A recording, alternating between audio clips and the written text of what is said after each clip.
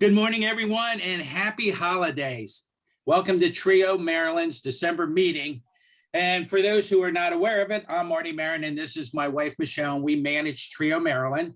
We'd like to welcome all of our members and especially our guests today to the last Trio Maryland meeting of the year. It's been a great year for Trio, guys. We've had a lot of attendance on our Zoom meetings, and I just wanted to thank each and every one of you for all your support this year. We have a great topic this morning on Medicare Part D. Monica will be with us in a second, but I wanted to mention that our next meeting will be on January the 8th. The topic will be Your Mind Matters, and it's going to be about managing your stress during the transitions in the pandemic. Good morning. Happy holidays. Today's guest speaker, you all may remember Monica and know her. She's been very gracious and has addressed us a few times over the years, is Monica Priddy. She's a state health insurance assistant program volunteer and a Medicare government contractor. She has been since 2008.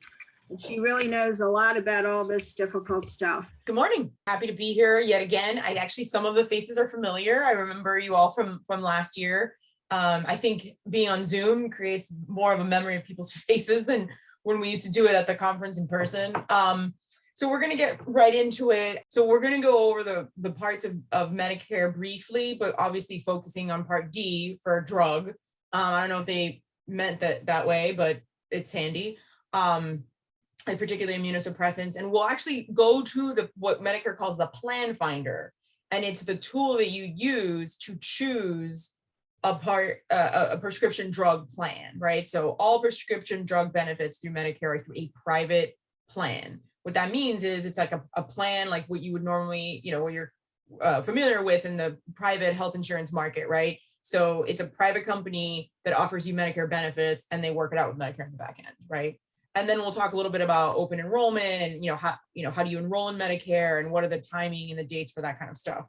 And if folks have other questions, we can move around. I know a lot of you probably know a lot of this information. And if you do, and you want to kind of delve a little bit deeper, like we can try to do that. And if I don't know the answer, Michelle said, I know a lot about this. I know a lot about this more than the average person. Definitely. It's what I do. But I think the biggest question here is that I know where to find some of the answers. So if I don't know, at least I can tell you where to look. So with that, we can get started. Just a quick overview of the parts of Medicare. A is hospital insurance. So being an inpatient in a hospital is the biggest benefit of that part of Medicare. Of course, it includes skilled nursing facility care, which is basically like a rehab, home health, and hospice. Part B is the medical insurance. So it's the catch-all, it's everything else.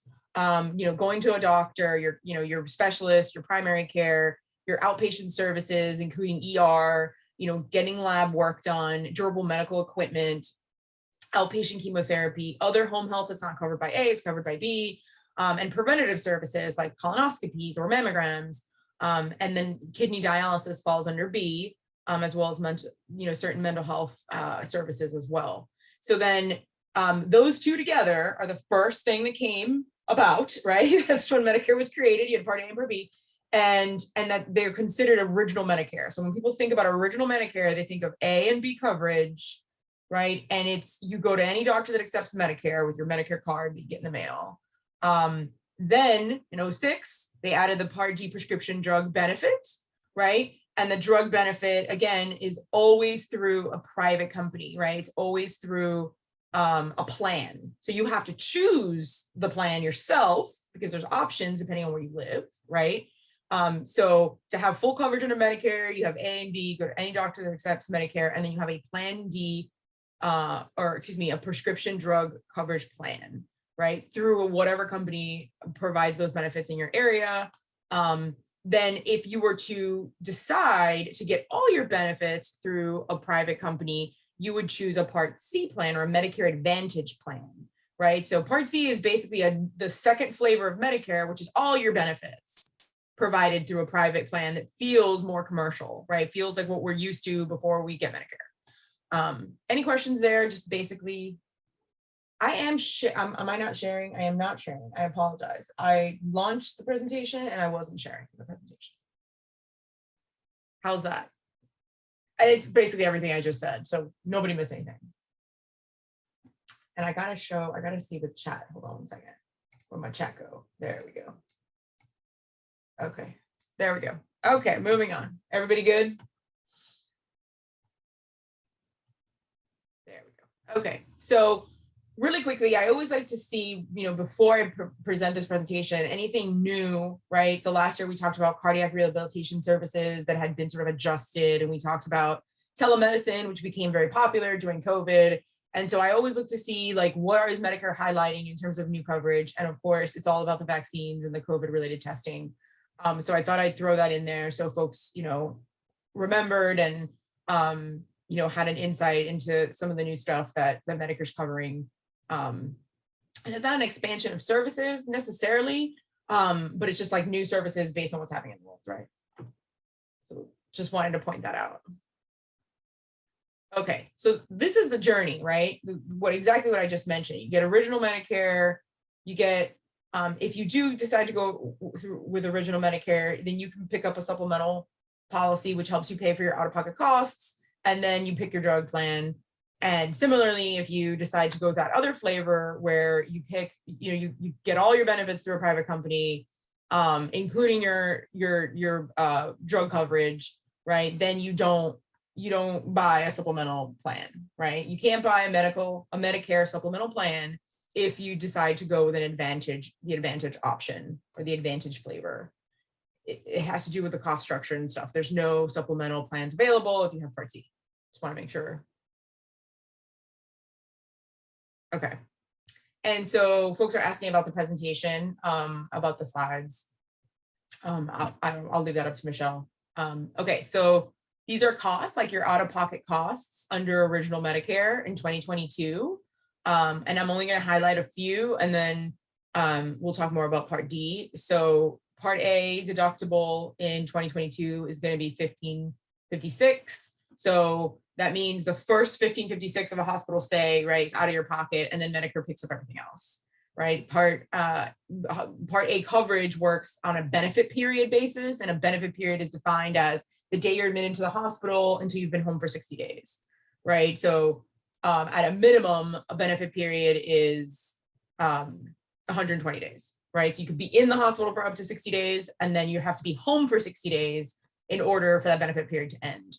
But at the same time, there's more than 120 days in the year, so you could have more than one benefit period in a year.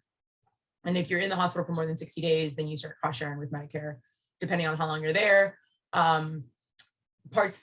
Skilled nursing, again, is more like rehab. You leave the hospital, you're not ready to go home, you need rehabilitation before you can go home and be safe at home. And so it has to be medically necessary. Doctor prescribes skilled nursing before you go home. Medicare covers up to 100 days in a skilled nursing facility, but that's all dependent on the provider, right? It gets recertified sometimes weekly, sometimes bi-weekly, but up to 100 days in a skilled nursing facility excuse me, yeah, up to 100 days in a skilled nursing facility. The first 20 days are at no cost to you. After 20 days, you start cost sharing with Medicare at $194.50. And then Part B, which is what people really care about because it's medical insurance, is what is the premium, right? There's no premium for the hospital insurance part of it. If you've worked for 10 years in your life in this country and you've paid taxes, then Part A is free. If you haven't done that, you can still buy Part A. There's like a prorated premium that's calculated if you've worked less than 10 years in your life. The Part B premium, though, everybody pays a premium. And in 2022, it's going to be $170.10 per month. And that is income adjusted. So if you make over $80,000 in retirement as an individual, I think at like 120-ish as a couple in retirement, you could pay slightly more than that. And I have those numbers if anybody really needs them. The Part B deductible is an annual deductible. It's more what we're used to in terms of, you just pay up front however much money, and that's $233 in 2022. And then after the $233, Medicare pays 80% of covered services, and you pay 20% of Part B covered services. There is a situation where a doctor could refuse Medicare's payment in full. It's called assignment. If a doctor does not accept assignment, it means they don't agree that Medicare's payment is sufficient. and they are allowed to charge up to 15% more than the Medicare approved amount for the service, and you pay that extra 15%. So what we tell folks is, you want to make sure you ask, typically they're required to have like a placard in the office that says, we don't accept assignment. And they'll explain that to you in the front office or whatever. But if you're ever curious, that's the terminology is assignment, you would ask them, do you accept it? If you feel that the charges are higher than normal. Let's see, not looking real quick at the, okay, and we're going to get to enrollment in a second, how you enroll in Medicare. Yep. So then prescription drug coverage, Part A generally pays for all drugs during a covered inpatient stay, drugs that are used in hospice care for symptom control and pain relief, right? So anything, hospice is covered under Part A and all the drugs are covered under that. And you don't pay anything, I think, in for hospice, like there's no copay or anything for hospice. I think you pay like 5% of covered drugs in some cases if it's a high tier drug. In terms of Part B prescription drug coverage, so some drugs are covered by Part B, right? So if you're getting them in the context of an inpatient stay, they're covered under A. If you're getting them, from a doctor's office, like an injectable or infusible drug, then they're covered by Part B. Some drugs that are used at home with medical equipment are also covered by B. So things that go into infusion pumps, certain oral anti-cancer drugs, and some immunosuppressant drugs are covered under B under certain conditions. I have a slide that talks about what those conditions are. So here's this immunosuppressive drug coverage, right? So if you were entitled to Part A at the time of transplant, doesn't mean you had to have had it, you're just entitled to it, right? You were eligible for it. Medicare paid for your transplant and the transplant took place in a Medicare approved facility, or Medicare was the secondary payer and made no payment, then your drugs are covered by Part B, right? And so Medicare pays 80, you pay 20. If your transplant didn't meet those criteria, then that's when we're going to be, that's why we're talking about Part D, right? So immunosuppressive drugs are covered by Part D as a drug.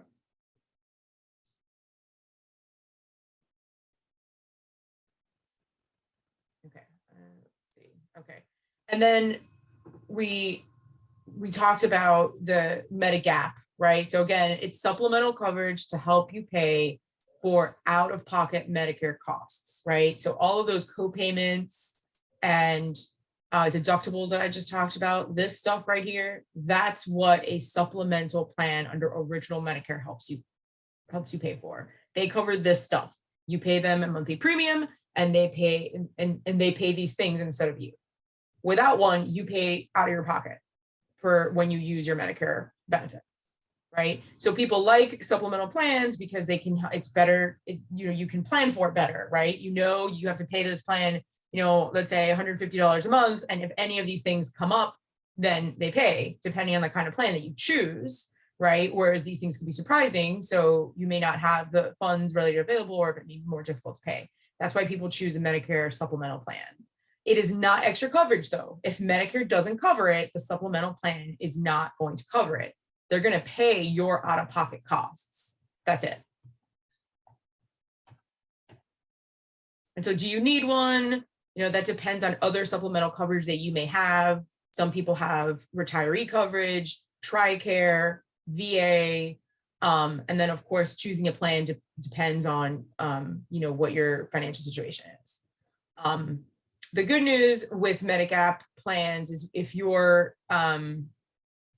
you sign up for a Medigap plan when you first become eligible for Medicare, and there is a period of time, it's called guaranteed issue rights. It's 6 months after you enroll in Part B, as in boy, the medical insurance part. You have 6 months, or if you're under, the first 6 months after you just enroll in Part B, either due to a disability or end-stage renal disease, you have 6 months to pick a supplemental plan with no underwriting.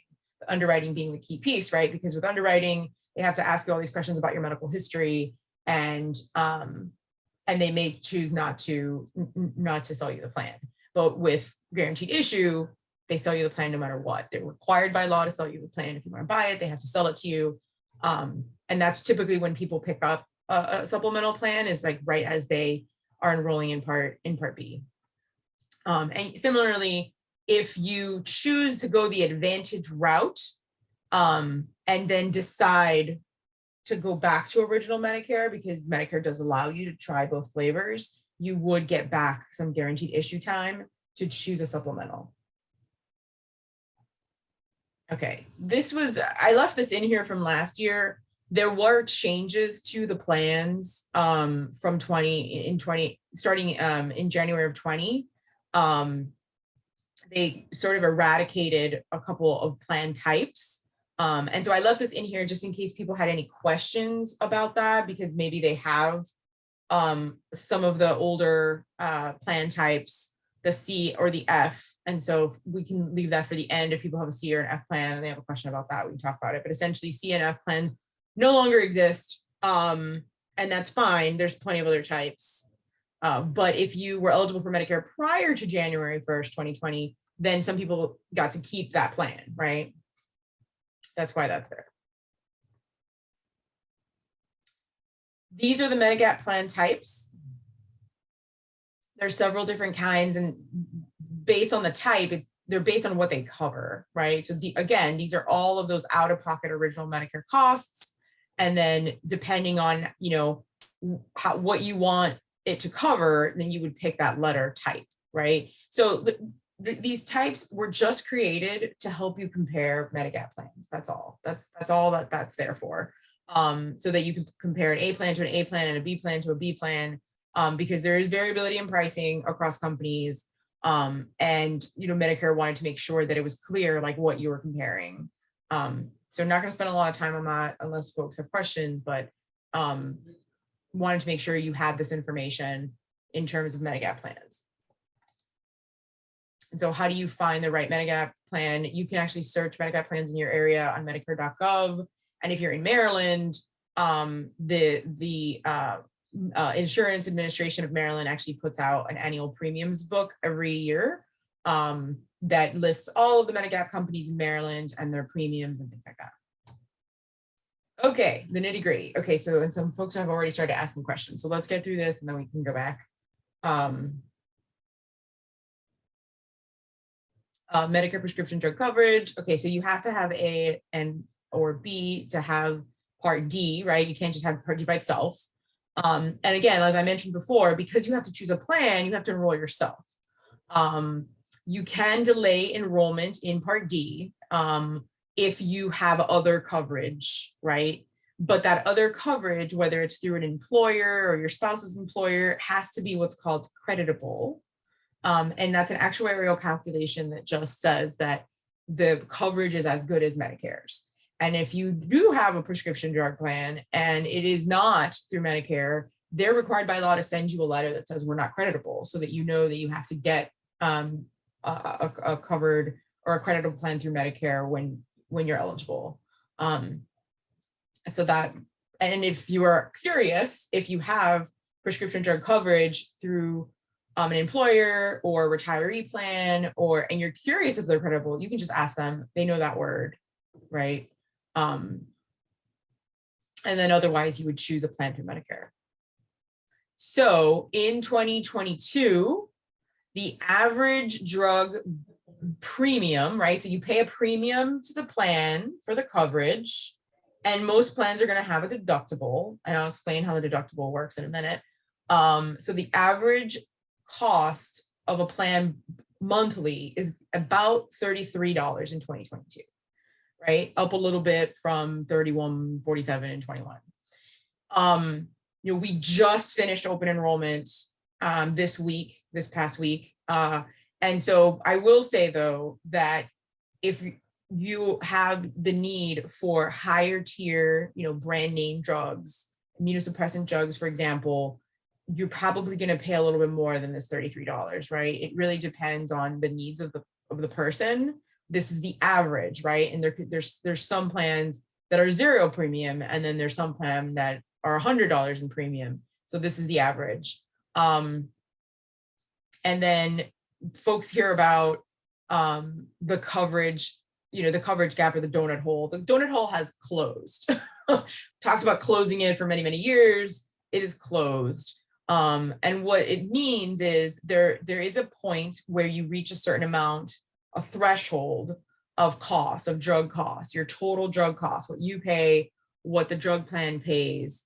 And in that, when you hit that number, then you're going to pay, instead of paying just the copay or whatever, you're going to pay 25% of the total cost of the drug, right? Whether it's a brand name drug or a generic drug.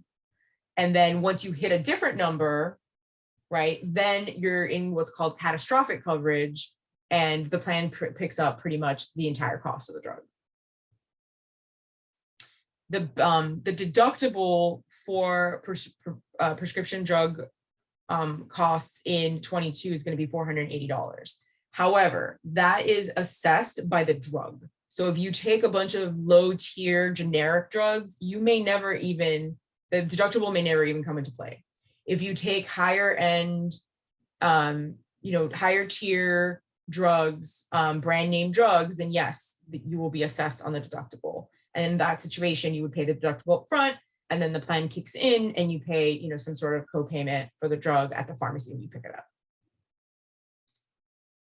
So really quickly, I just want to see some of the questions and kind of keep up with them. So someone transitioned from employer coverage to Part B on 12/1. Okay, hi, welcome to Medicare. And then how long do they have to enroll in Part D? 63 days. You have 63 days to enroll in Part D once you enroll in B. Why 63 days? I have no idea. It's a very strange number, but you'll see that it comes up a lot in these Medicare situations. 63 days. And then I think someone was just making more of a general comment. Immunosuppressive drugs under Part B only if Medicare paid for the transplant. Yeah, if you got your transplant, if Medicare didn't pay for the transplant, then that's when Part D, you can, once you're eligible for Medicare, you sign up for D, and that's where you get your immunosuppressive drugs, or how you pay for your immunosuppressive drugs. So choosing a plan is going to be based on the drugs that you take, the pharmacy that you want to buy them from, right? And a couple other things like pre-authorization. So basically rules of the plan. Pre-authorization and step therapy are rules of the plan that are applied in different ways, right? So pre-authorization meaning like the doctor has to call every 3 months and tell the pharmacy that you can pick it up. Or step therapy is that they would want you to try something lower tiered and less potent before they gave you, the big gun, right? And so in some cases, people, they really hate step therapy because they've gone through it once, and the reason they take the drug that they take is because they tried all the other stuff and it didn't work. You don't have to keep going through step therapy. So if you've done step therapy once and you are in a new plan and they're trying to tell you have to do it again, you have to talk to your doctor, and then they have to write something up and submit it to the drug plan that says this person has already done that. We're not going to do that again. And that, you skip that requirement. But these are things that the Medicare Plan Finder tool that we're going to use in a minute that they go over, right? Like they tell you what the plan requires and what drugs that it covers and things like that. It basically chooses plans that are good for you based on the information that you give it. This is just about creating your Medicare account. If you have Medicare already, highly recommend that you create your Medicare account, because then that's when you go into Plan Finder and you log in with your account, and it saves all your information on your drugs, all your pharmacies, and anything else is in there too, like your explanation of benefits, which is your Medicare summary notice, right? Your claims and whatnot. If you don't have Medicare, and you'll see in a minute, we can do a generic search, but it doesn't save the information because it's just a generic search. Okay, so we're here, and I'm actually going to go ahead and exit out of here because I already have this. And so we're not going to create an account because I don't have Medicare. So we're just going to continue without logging in. So this is the Plan Finder, and it has changed drastically in the last couple of years, and for the good, right? And every year they put out a list of what's new and how they've made it better. And this year we've got some, like, I just watched a video they have some like mapping capabilities and stuff to help you find a pharmacy that's helpful. So we want to look at obviously prescription drug plan coverage, and we want to look for perhaps Medicare Advantage. Oh, but why can't okay. Only one, huh? Okay. We can go. Medicare Advantage. Okay. Okay, we'll start with drug plans. And then it's going to ask you about whether you get extra help, right? So if you qualify based on income and assets, there are Medicaid programs that help you pay for your Medicare costs, right? So Medicare is traditionally subsidized insurance that helps you, that helps folks over 65 mostly, right? It's our target population. Medicaid is for folks with lower incomes and assets, right? And children. So there are Medicaid programs that we'll talk about. I'll just briefly go over them. So if you think you qualify, I can point you to the applications for those. Medicare Savings Program is similar to Medicaid. And then Extra Help is specifically for Part D. So if you, again, qualify based on income and assets, the Extra Help program helps you pay for prescription drug costs. And so, but I'm going to keep it simple and just say we don't have that right now. Of course, I want to compare costs. Okay, so now I need some folks to tell me some drugs. We need to add our drug list. If folks want to just call them out, I don't know if we're all muted. Or there we go. Thank you.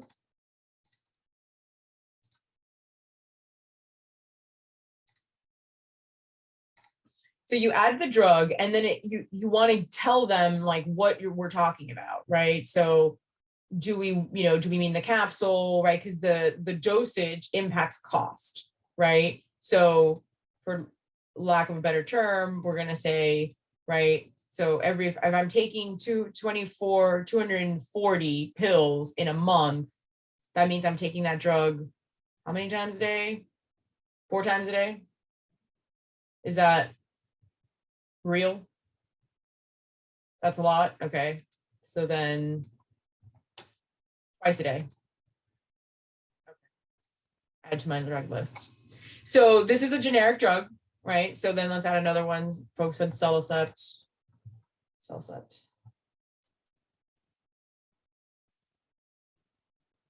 And so this is right here, where you would either add the generic or add the brand name.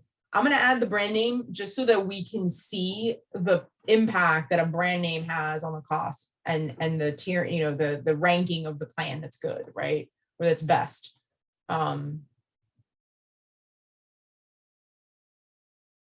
did not add it. Yeah, it did. Okay, there we go. Okay, and then let's see, Lasix.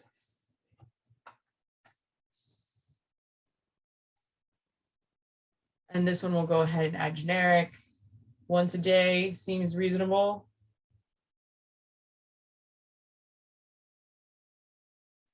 Okay. All right. Done adding drugs. And I know some folks take a lot more drugs than that. And we can add more if folks feel strongly about it. So then the next thing it wants to know is, where do you want to pick up your drugs? And what it's going to do is it's going to show you pricing based on the places that you choose, right? Different drug plans work with different pharmacies. Just like in an HMO or PPO, the network is doctors. In a drug plan, the network is pharmacies, right? So Humana Walmart, as an example, is going to have the best pricing at Walmart because they have a partnership. Whereas other plans have better pricing at CVS and other plans have better pricing at Walmart, right? Like that's just how it works. So, and I use my own zip code. So I always like to look at mail order. Mail order is typically 3 months of supply at once.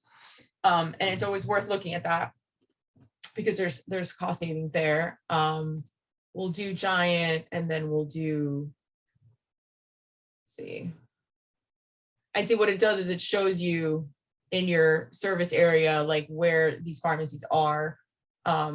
So some folks, don't know the addresses, so they've added a mapping component to it. And we'll do CVS because CVS works with a lot of folks, but you could actually choose, you used to be only able to choose 3 and now you can choose up to 5. I honestly think 5 is a lot, but we'll go ahead and pick them all. Then you say done. Here we go. So now it has ranked the plans that are going to be, they've ranked them by cost, low to high, based on the drugs that I entered and where I want to pick up those drugs, or where I want to buy those drugs from.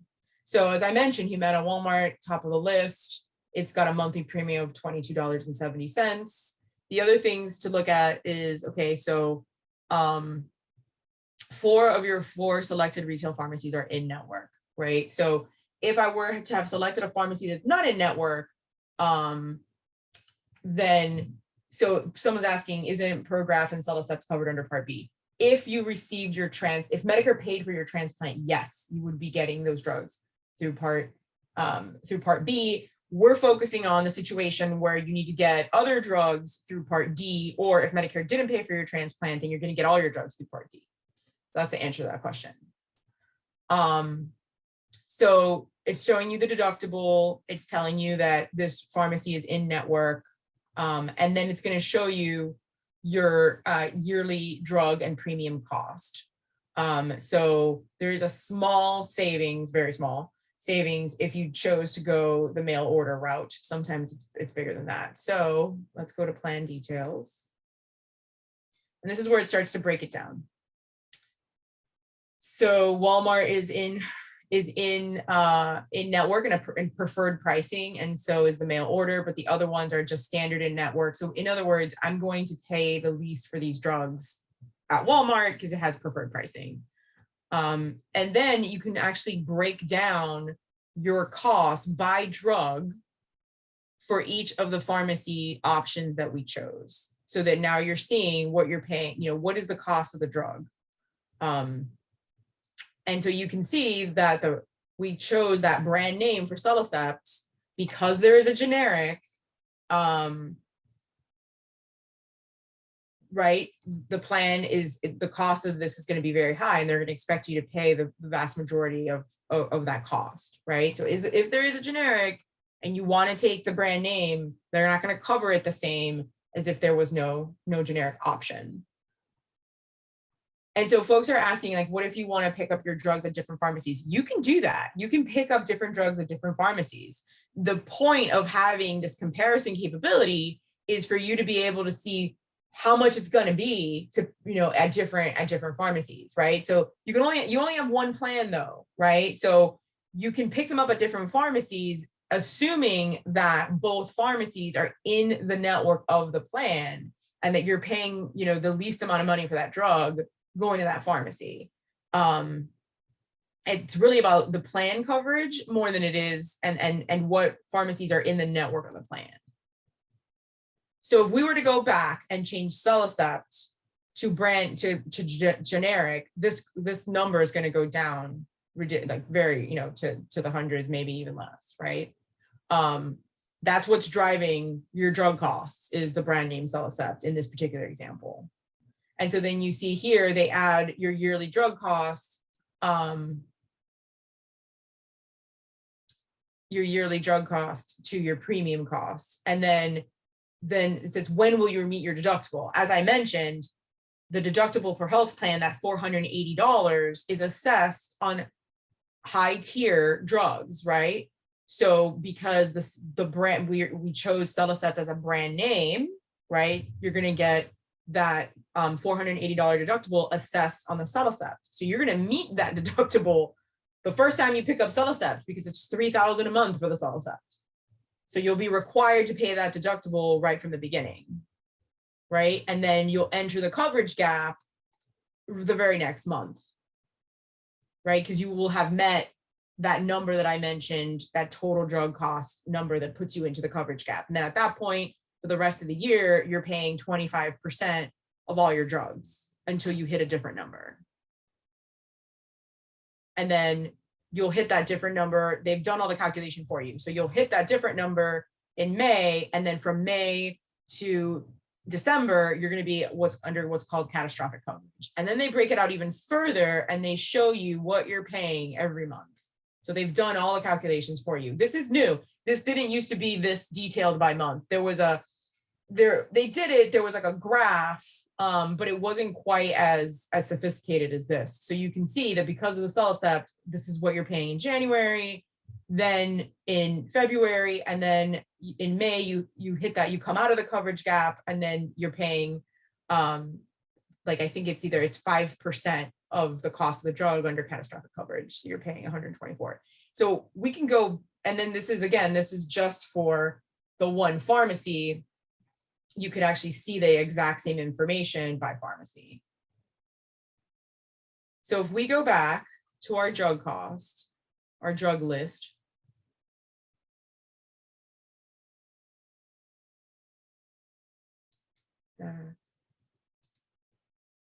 and we edit the drug,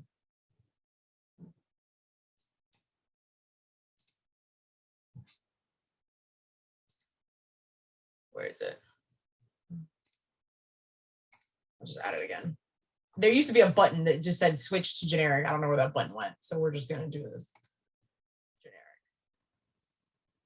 So now it's the Sulcept generic, right? We're done adding drugs. We're going to keep the same pharmacies.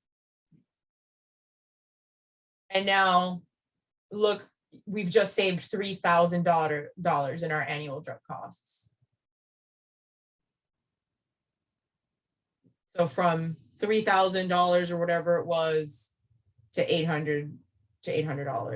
Now the other thing that's interesting is we only entered three drugs. So here's another thing, covers 3 of 3 drugs, right? So that's the formulary information. If the plan for some reason did not cover one of those drugs, it would tell you that as well. And you would see it in the cost, right? Because if the plan doesn't cover it, you're paying for it out of your pocket, the full cost, right? And then, but the point of the plan finder is that it is ranking the plans based on what is cheapest for you and what covers the most things. So we can see that the Sulcept went from $3,000 a month to $13.20 because of the generic. That's a big difference. Now, and so, okay, so someone is asking about, let's see. So someone said, are we allowed to use generic in place of Prograf and Sulcept? That is a medical decision that your doctor needs to make. So for some reason you can't take the generic, that's something that you have to work out with your doctor, right? Now, there are, depending on the plan, you can request like a plan exception, right? So if you explain to the plan that you can't take the generic because you're allergic to some additive or whatever the medical explanation is for why you can't take the generic, then the plan may be able to provide some different options. We've only looked at one plan though. There could be plans that offer better coverage of Sulcept as a brand, the brand name Sulcept, right? We've only gone through one example thus far. And then folks are asking, why are prices different at pharmacies so different for the same drug? It's because it has to do with being in network. So we're looking at Humana Walmart, right? So Humana Walmart, the plan, you're gonna get the best pricing at Walmart.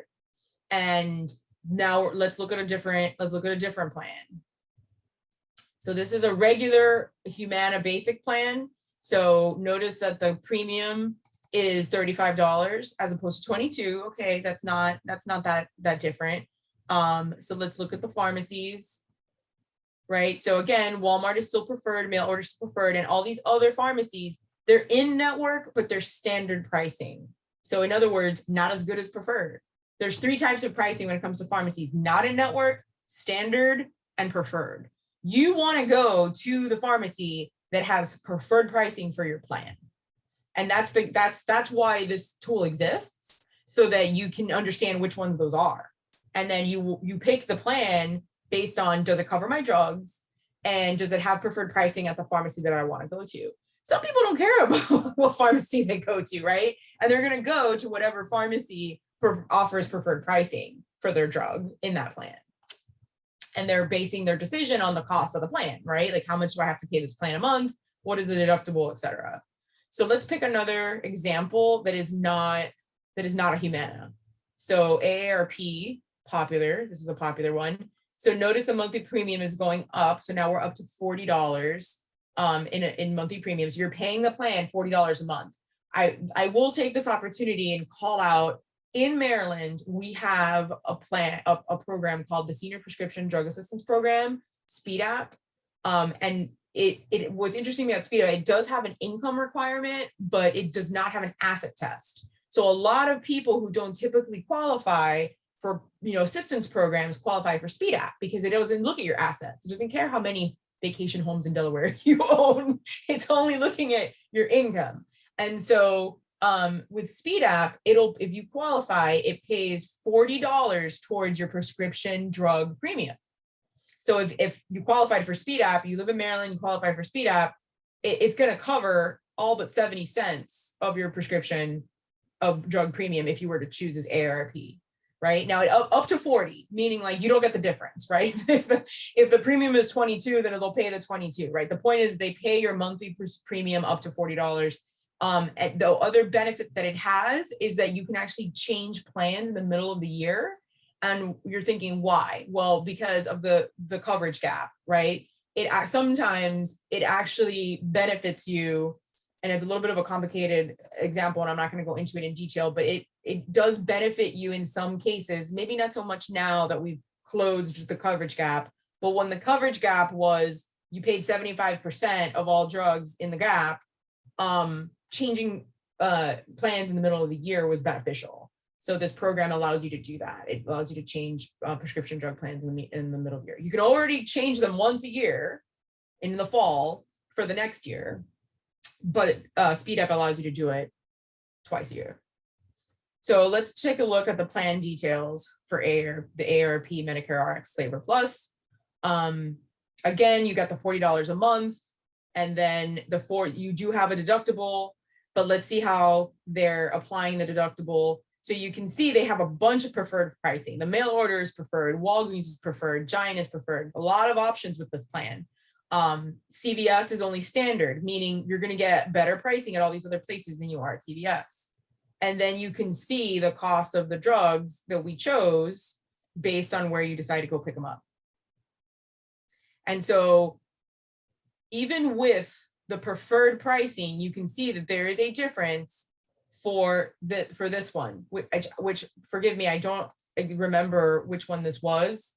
It was the LASIK. This was the LASIK. So LASIK, we would expect it to be higher at CVS because that's just standard, but actually at Giant, and I don't exactly know why, at Giant, you're going to pay more for it than you would at Walgreens or at Walmart. It looks like Walmart, you're going to get the press price for that drug.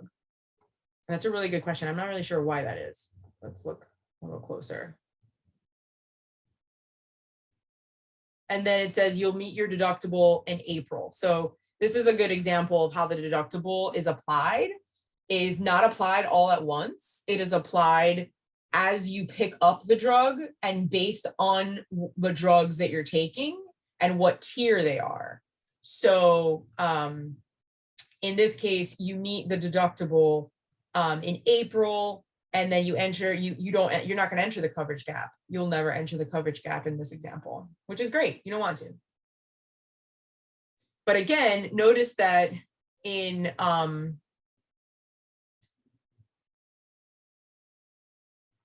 with the Giant, for whatever reason, their pricing is so different, you do enter the coverage gap. That's a really good question. I don't know why that doesn't kind of follow the logic, but that's why they show you all the information. I mean, this is as transparent as it's going to get. And so you can see by month what you're going to pay at each pharmacy for each drug in 22.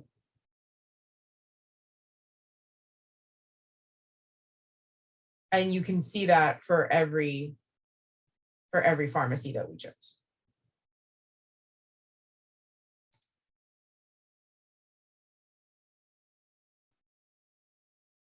And you can see the cost before the deductible and the cost after the deductible. So meaning you're going to be assessed the deductible differently in each drug. And so it's this drug right here, which I think someone said was this is the generic of the Sulcept, right? So it's still a high tier drug, even it's generic, it's probably like a tier 2 or 3. And so you're going to pay the majority of your deductible on the Sulcept generic. And then after that, you see that the costs go down significantly.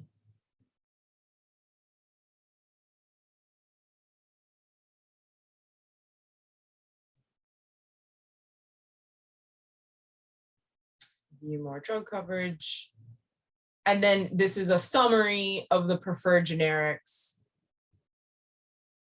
So in general, how the plan is pricing generics versus preferred brands, non-preferred brands, etc. So a ton of information like this was not as clear in the past as it is now. And you can actually look at costs over 1 month, over 3 months. You can see the tiering of the drug, right? It is a tier 3, as I mentioned. Does it require prior authorization? Yes. This plan, there's the step therapy information. There's no step therapy required to take these drugs. Prior authorization means, right, that the doctor needs to call and authorize the drugs.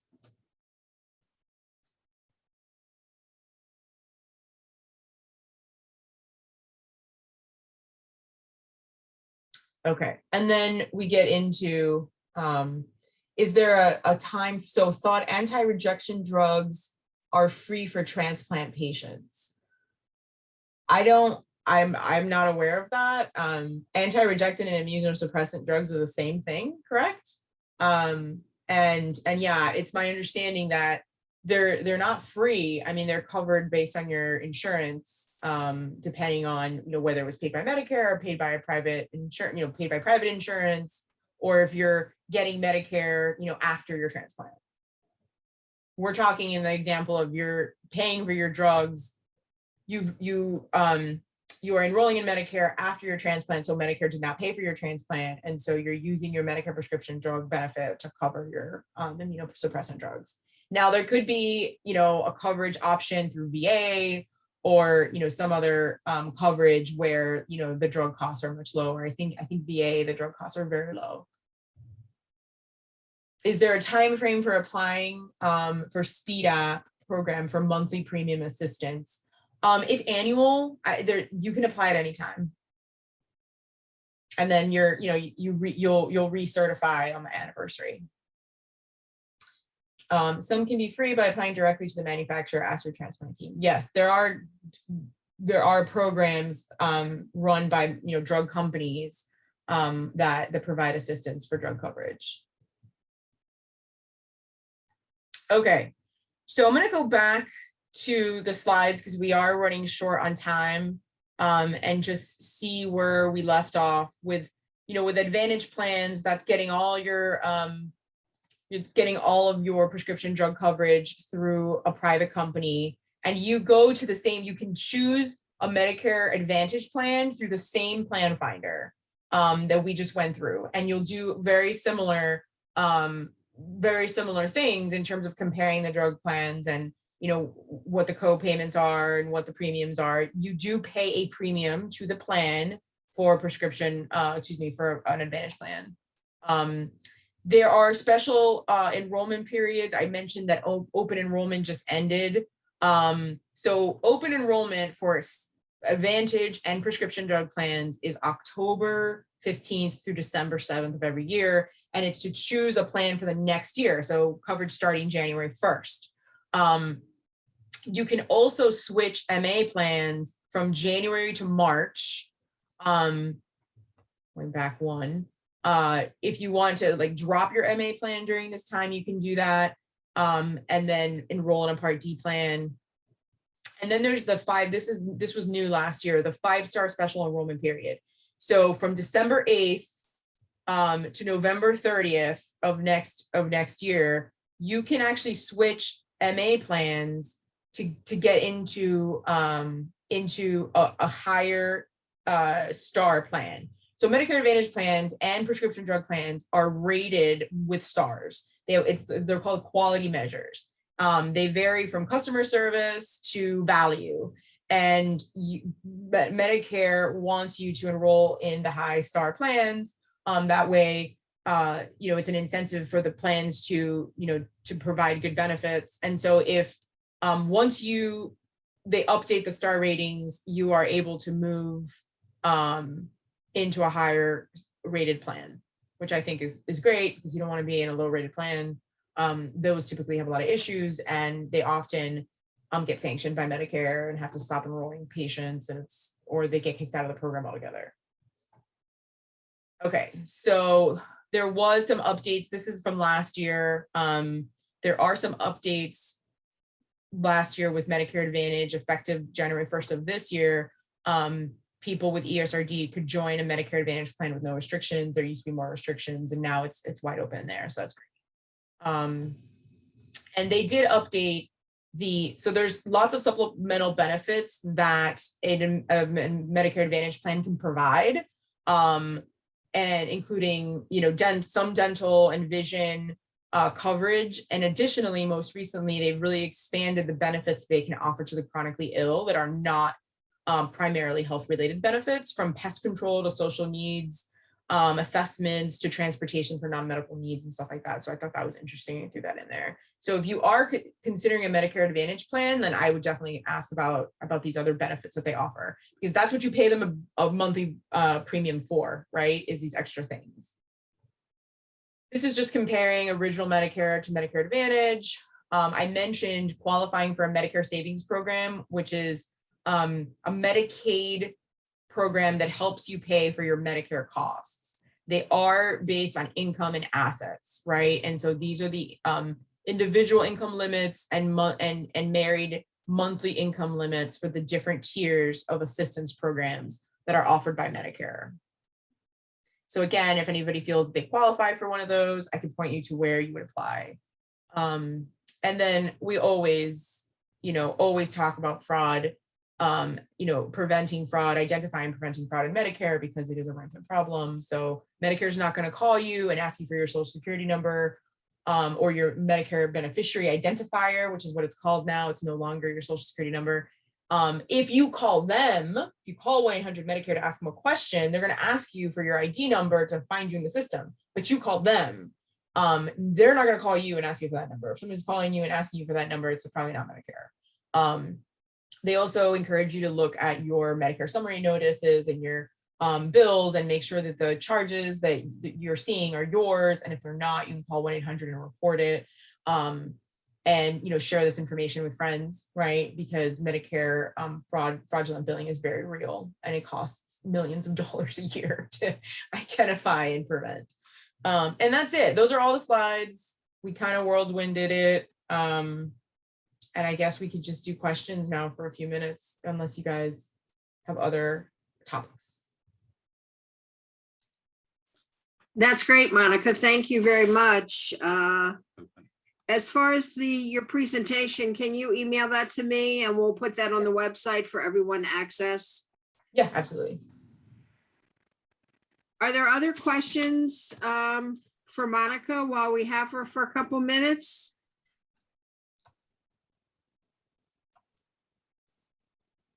You can actually even unmute yourself at this point if we all don't talk.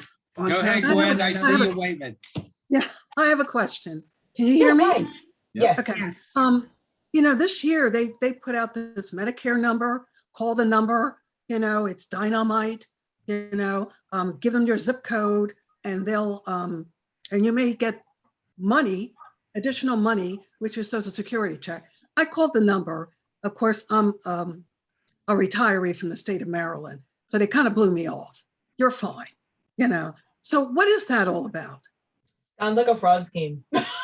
I don't know. It's got Jimmy J.J. Walker and Joe Namath, and it's a commercial where you call a Medicare number and you get more than if you don't call the number, you won't get more.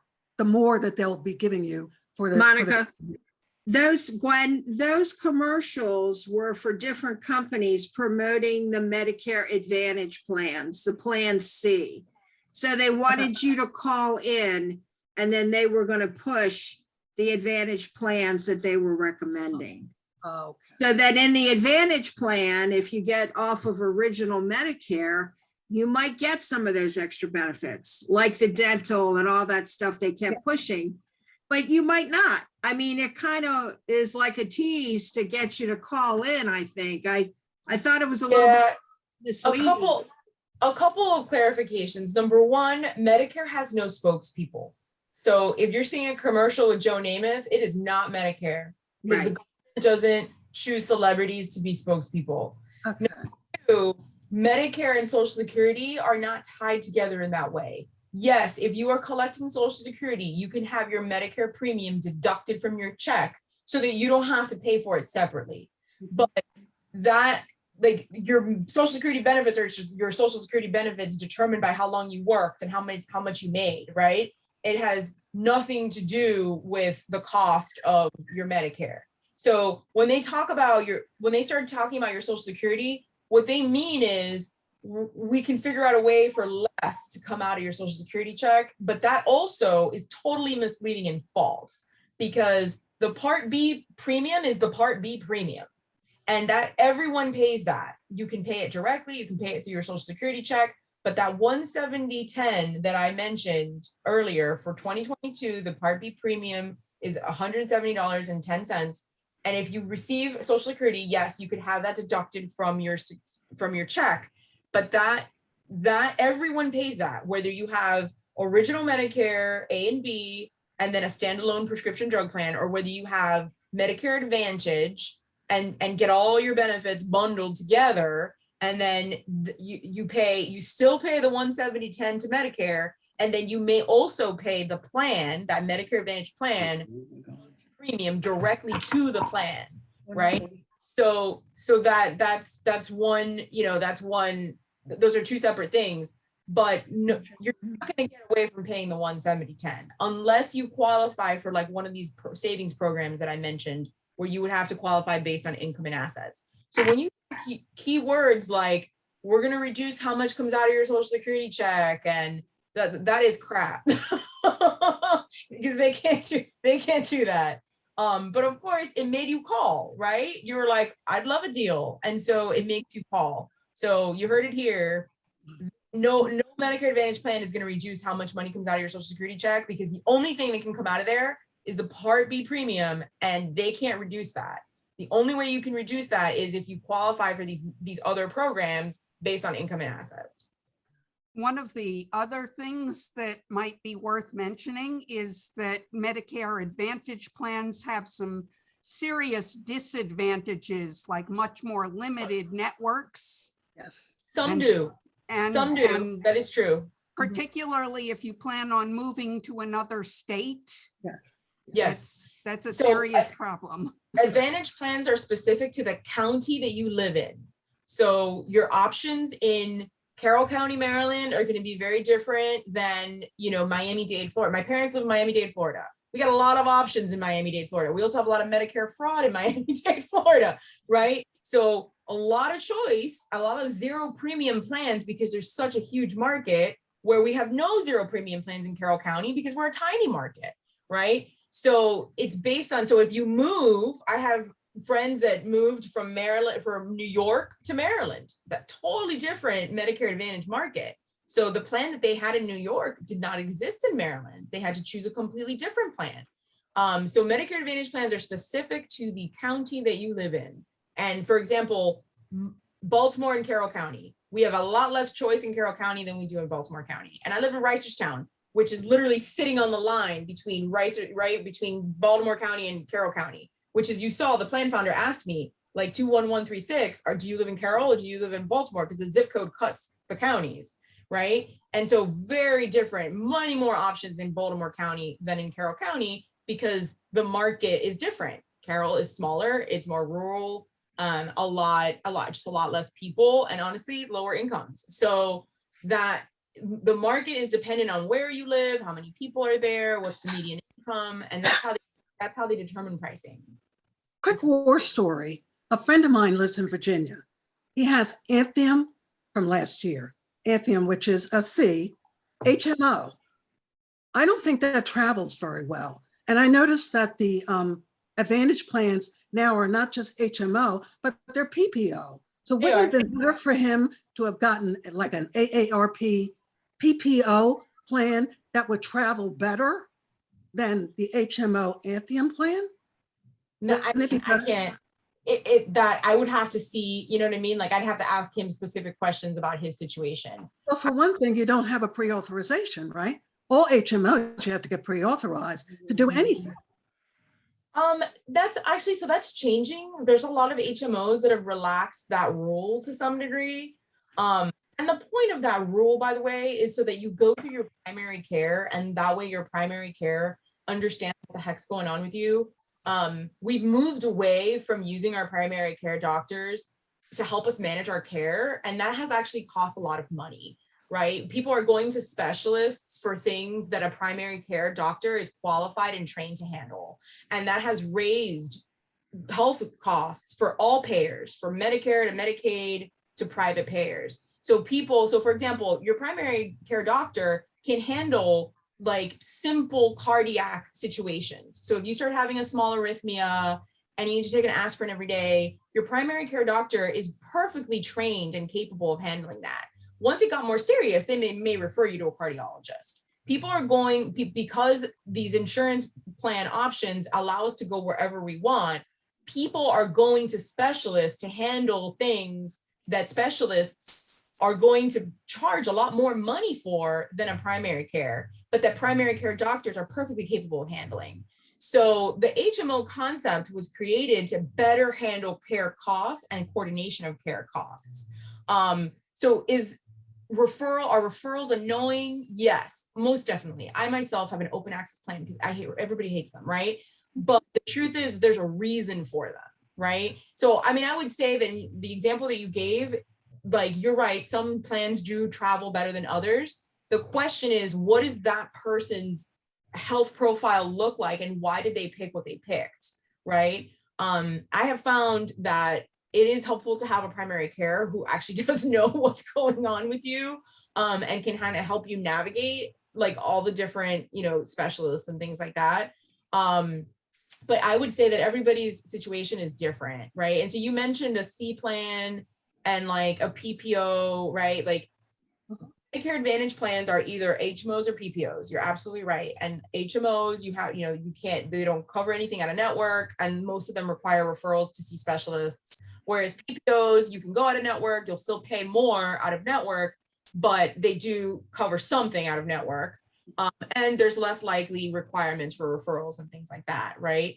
But what I think we're getting at was, would he have been better off with original Medicare, which is going to any doctor who accepts Medicare, and then picking up a supplemental to help him pay for those out-of-pocket costs? Maybe. It also depends on, again, it comes back to his health profile. I will say one thing: Medicare Advantage have out-of-pocket spending limits. Right? So once you hit a certain amount of money in the year, the plan just picks up everything. Original Medicare has no out-of-pocket spending limits. You continue to use your benefits and you continue to pay your out-of-pocket costs for those benefits, which is why there is a supplemental market. Because original Medicare has no spending limits for the beneficiary, they created the supplemental plans so that you would pay the supplemental plan at premium, and then they'd pay for your out-of-pocket costs. That's how they control costs under original Medicare. So, I mean, again, it's a balancing act. And I always say there is no magic answer. It's dependent on the person, their health profile, their situation, the options for Medicare Advantage, where they live, all of those things. And that's why Medicare really struggles with like decision support tools. People are like, just make me a tool that'll just tell me what to get. And like the kinds of questions that we have to ask to really get to what's best for a person are so dependent on the answer to the previous question, right? That's why there's a volunteer organization like mine, right? There's a network of volunteers all over the country that help people navigate this stuff, because it really is like a human experience. There is no magic answer. You should definitely go Advantage. You should definitely go original. Like, it depends on the person. Do they have savings? What are their assets? What do they qualify for? I mean, it goes on and on. Monica, you forgot the most important reason for getting something. What are the monthly premiums going to be? Well, the cost, yeah. You're How out of- much is that's- coming out of my pocket? Yeah, that's all, yeah, automatically? those are your out-of-pocket costs. But honestly, the premium, when we're talking about Advantage and Part D, the premiums are the least of your worries. The costs come out of what we call out-of-pocket, the cost of using the benefit. So you'll pay the premiums. The premiums honestly are not that high. You know, $22 for a prescription drug plan a month is not a lot of money. Where you are going to spend the money is when you go pick up that drug at the pharmacy. What do you pay the pharmacy? That's where it starts to add up.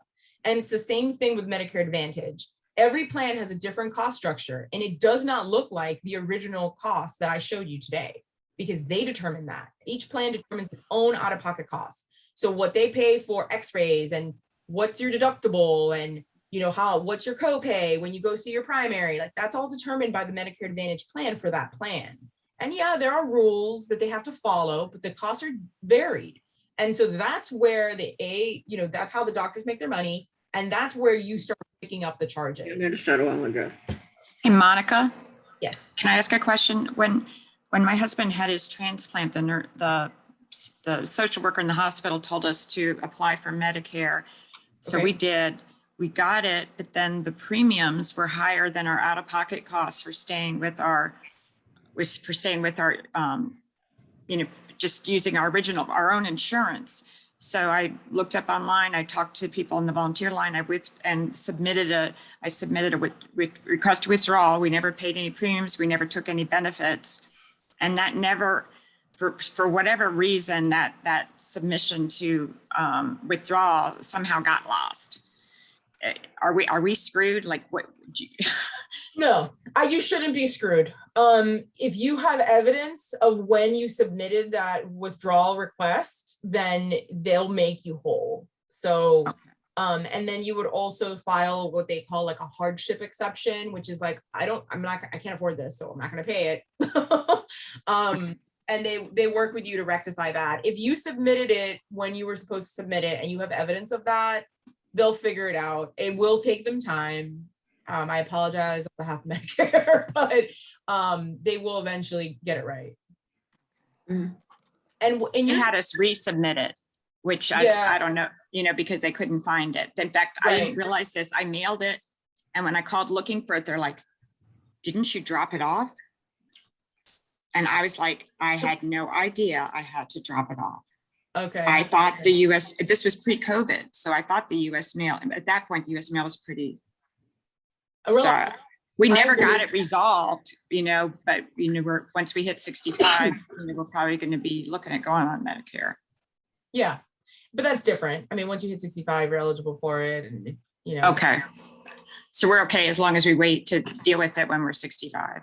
Right. I have We won't 100 be- questions as to why Medicare was more expensive, but we don't have time for any of those. But but you know what? It's an example of what I was talking about is how each case is so very unique.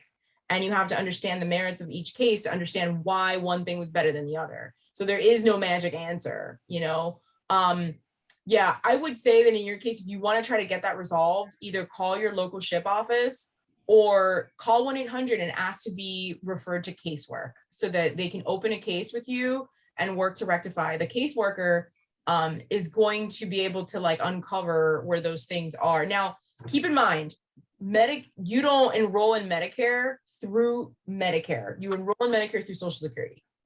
So, Okay. right. So when you drop off those forms and you fill out those forms, you submit those forms, they go to Social Security. They don't go to Medicare. And then there's this data exchange through electronic systems that happens between Social Security and Medicare. And every day there's a new file that's uploaded or whatever. But when What was that, Monica? What was you said to open a case with whom? Because I did call, I talked to tons of volunteers. We never got it resolved. Okay. I would call Medicare and ask referred to casework. Call 1-800 Medicare and ask to be referred to casework. Casework? If your enrollment has been processed, then they're going to be able to see it in the system. Okay. Thank you. And if they can't, it means you're fine. Good point. Yeah. Okay, I think we can wrap it up. There's a couple other questions here. is there a place where we can calculate Part B premium for higher incomes? I mean, I can show you, like, I can, I know we probably have to wrap up. Michelle, I can send you the link where they're, where they're showing like the ranges for income for 22. Okay. In actual calculator, there's probably one. I don't know that Medicare per se has one. I'm only familiar with the ranges, but I can actually add it to the deck and then send it to you. Okay. Thank you. That'll be great. And then the deck will be on the website in a week or so. And then the last one about Medicare Advantage is reimbursing Part B up to $125. That was in those commercials a lot, that get your money back. Make sure you're getting all that you're entitled to. That was the tagline on each one of those commercials. Make sure you're Okay. getting all that you're entitled to. Okay. Again, that sounds like fancy marketing. At the end of the day, like that money, Medicare Advantage, they don't see that money, right? It goes directly to Medicare. So if the Advantage Plans has some kind of fancy thing where they're going to just send you a check for $125, which is funny, right? Because the Part B premium is $170 starting in January. And this year it was $148. So it hasn't been 125 in about 3-4 years now. So that number is kind of random. But I mean, some of these Advantage Plans are making a lot of money. So can they turn around and send you like a gift card for $100 or $125? Maybe.